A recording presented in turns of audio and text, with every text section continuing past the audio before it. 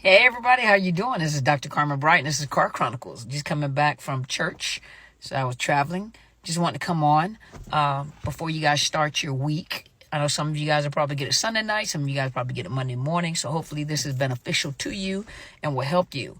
So you guys ready? All right, let's do this. So I was having a conversation with my mother, and keep in mind my mother is my pastor, my mentor, my destiny helper. And I was telling her, I was giving her, I'm not going to tell you all my business, but, I was just telling her, Mom, these are some areas I'm frustrated in. These are some areas I'm kind of discouraged in, and I'm having this conversation. I'm discouraged and kind of disgruntled in these areas right here. And so she said, have you ever thought? Now, I'm not going to tell you the whole conversation, but have you ever thought, what about this right here?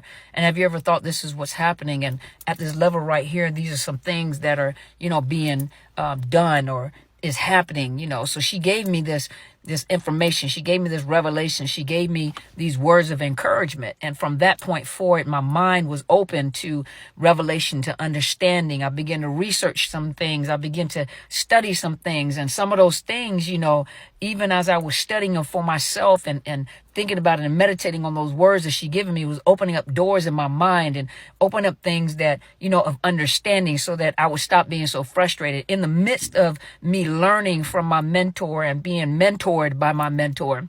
That's why it's always very important to have a good mentor, a good coach, a good therapist, a good destiny helper in your life, because, they have that opportunity, when you give them that opportunity as a student, they have an opportunity to opening doors of understanding, opening doors of revelation, opening doors to help you change your perspective about a situation you may be in, or changing your perspective to help you to grow and to move forward. And so when she did that, it also opened up other means of understanding or ways of understanding for me to give you guys information, and in the midst of that, this is what I have learned. You guys ready for what I learned? And I knew this already. I want you to know this. But look how powerful the words of a mentor, mentorship and mentors and coaches and therapists, how powerful those words are. They're planting seeds in you to help you to change your perspective about certain things, to change the way that you have been thinking about particular situations, to bring you encouragement. You walk out of the situation, you walk out of that conversation with hope.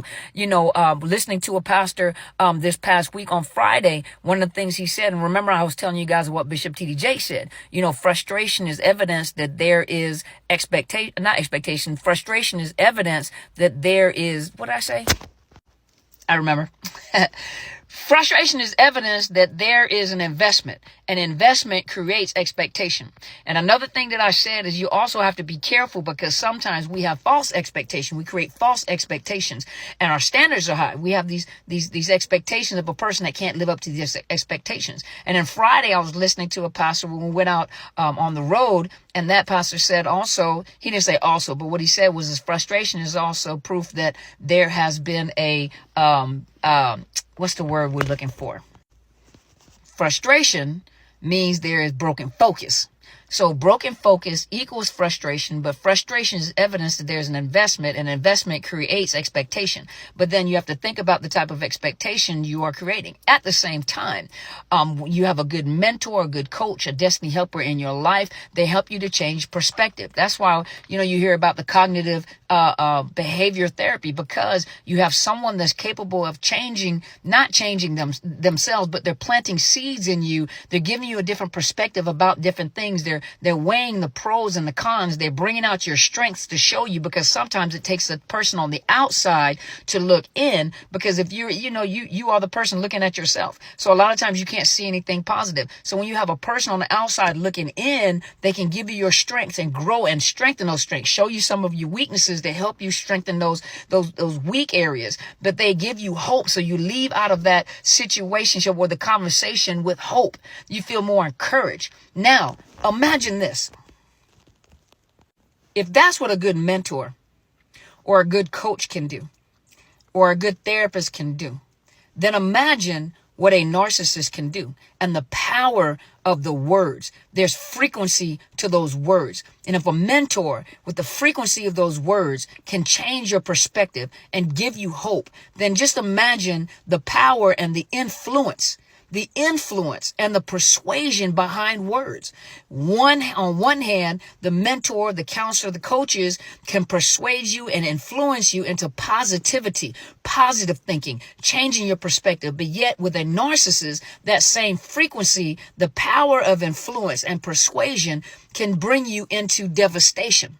And so the reason why that narcissist isolates you is because they don't want any positivity or anyone that's able to come against that negativity, come against what they're trying to do in your life, to come up against what they're saying, because it's too much work for them to have to fight against someone that's bringing you positivity and hope, that keeps on changing your perspective from the way that they think. Too much work. So they have to isolate you because they have a power of persuasion and influence as well. And when they isolate you, they have more time. Think about the time. As a therapist, I understand if you get with me, if you give me 6 months of your life, 6 months to 12 months of your life, I will have you thinking differently because of the power of influence and persuasion. But if you get a narcissist isolates you, and the longer you're with that narcissist, you are persuaded and influenced as well. And the longer that you are with a narcissist, the more blind you become. You become your insight. You become blind. Your insight is blinded. Your perspective is blinded. Your hindsight is blinded. The more sight you lose, the more insight you lose. You stay in a situationship with a narcissist, you become blind. Now, I don't mean physically blind. Well, that's a straight, well, you can. And that's an indicator of stress when they can't find anything wrong with your eyesight. And it's called conversion disorder. But let's talk about the concept. The longer you stay with a narcissist, the more blind you become to your strengths, the more blind you become to different perspectives, the more blind you become. Your insight is blinded. Your insight is dampened, blinded. Your hindsight, hindsight is 50-50. I understand what that means now. At one point in time, what I mean, but your hindsight, everything. That's why you come out of these situations, these situationships, and you have a problem making decisions. You have a problem with perspective. People are trying to give you good information. You will ward off, mentors that are trying to help you because it looks very much like what the narcissist was doing. And so they know how to persuade you and influence you. They know the exact words to say to even make good information look bad. Well, she hates you, and this is the reason why. She hating on you. She wanted me, or he wanted me, so they have a way of persuading you too. So you come out totally confused. Now you're confused and you're blind. And it's a hard thing then to try to connect with a mentor because you are in denial. And a lot of people are in denial because they can't believe there's no way. There's no way that this person loved me. And when it was good, it was good. And when it was bad, it was bad. And I know they love me. And you always pick out those little things that look so good. But that is what is it? That is that high that you're looking for.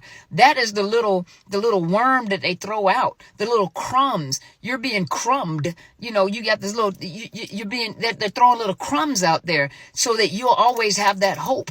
But the thing is you have been blinded by lies. And so truth looks kind of, a narcissist can't handle truth. I can't even handle peace and quiet. It torments them.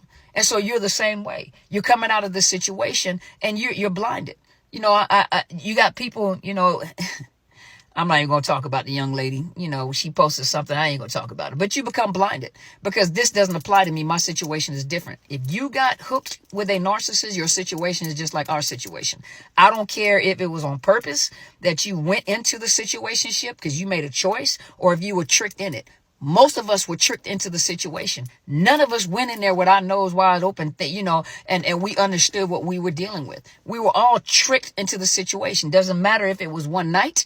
Doesn't matter if it was a few weeks. Doesn't matter if it was a few months. We were all tricked into it. There was no reality. There was no truth behind the situationship. We were tricked into the relationship because most of us, had we been told the truth out of what we were getting into, had we been shown the truth, we could have made a choice. Most of us probably wouldn't have chose. Now, there are some people that still would have chose because in their mind, they're thinking they can change the person.